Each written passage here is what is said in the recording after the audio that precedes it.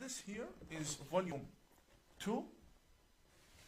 Volume 2 from Sahih al-Bukhari, the most sacred book after the Holy Quran.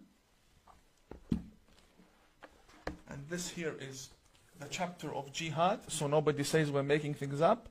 Chapter of jihad.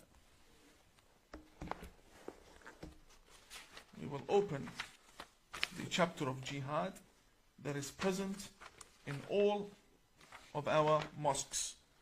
Thank you very much. Thank you very much for importing these books from overseas. Segment number 7 in chapter 6 of volume 2, page number 223, as I have highlighted for you. I don't know how clear that is. I can provide you with scans if you like. The name of the chapter says it all. The name is called Bab Tamanni al-Shahada. The chapter of loving martyrdom. I want the Grand Mufti to answer me, what does this mean exactly? Because I know they will say it took it out of context. No problem. I'm an Imam and I've taken it out of context. You explain, please.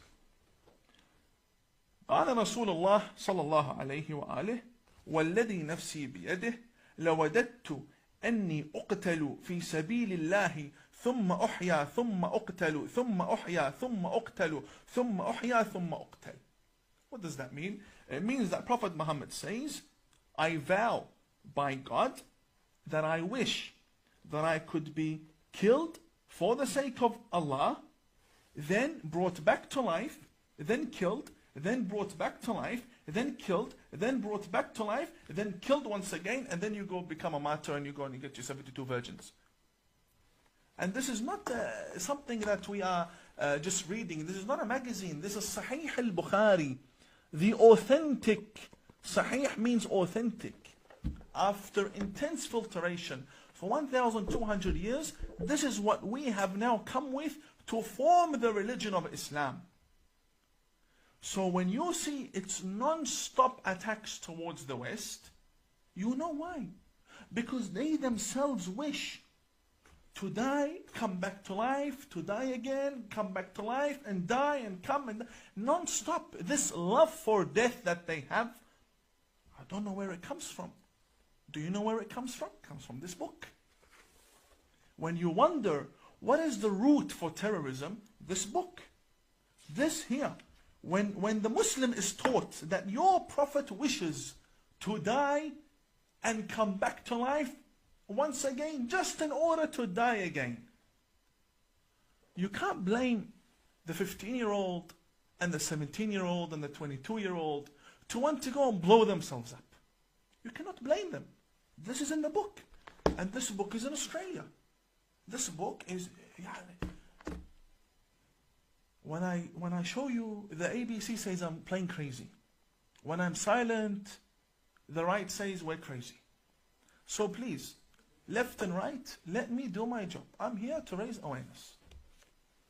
Now, we've finished from an example. These are all examples I'm giving you. I cannot go through the whole book. Examples I'm giving you with regards to jihad. Now, the book, the very volume explains to us why the Prophet would say such a thing. According to al-Bukhari. Why would the Prophet say such a thing? Very easy. You read in page 348. I'll lift it up again for you.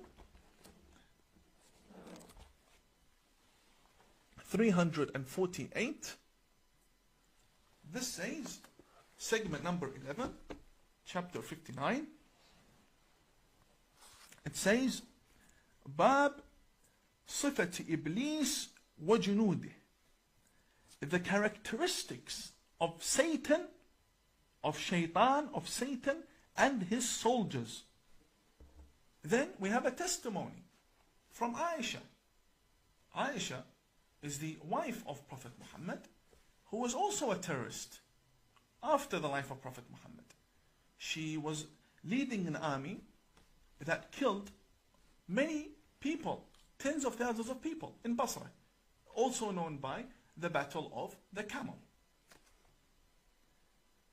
Aisha, this is the 7-year-old wife, apparently. According to us, according to our evidences, the more reasonable evidences, she was over 18, she was over 20.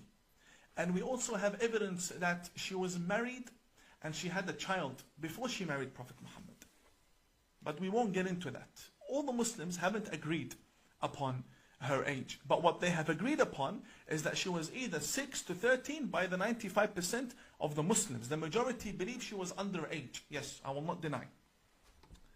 Here, the very lady, Aisha, says, and Aisha, hadith number 3268.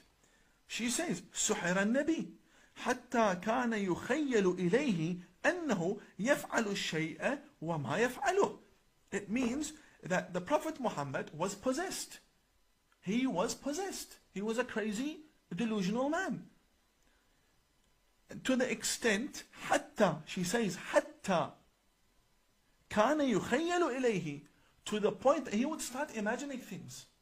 And he would consider that he has done things when he didn't do anything.